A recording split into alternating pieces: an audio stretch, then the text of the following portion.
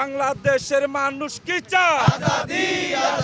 ঢাকা বিশ্ববিদ্যালয়ের টিএসসি থেকে আজাদী যাত্রার শুরুর আগে সংবাদ মাধ্যমের সঙ্গে কথা বলেন এনসিপির নেতারা বলেন প্রশাসনের আচরণ একপাক্ষিক হলে নির্বাচনের কোনো প্রয়োজন নেই। দেশে আবারও ফ্যাসিবাদ তৈরির শঙ্কা তৈরি হয়েছে। খালেদা জিয়া শুধু বিএনপির নয়, বাংলাদেশের সকল মানুষের।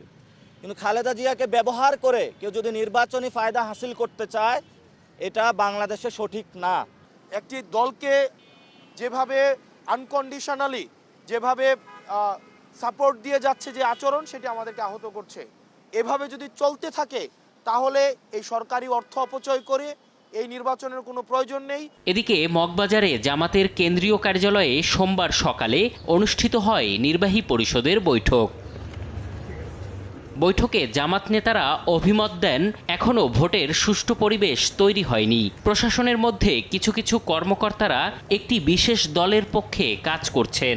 এ সময় জামাতের আমির ডক্টর শফিকুর রহমান বলেন, অবাধ, নিরপেক্ষ ও সুষ্ঠু নির্বাচন নিশ্চিতে প্রশাসনের শতভাগ নিরপেক্ষতা নিশ্চিত করতে হবে সরকারকে।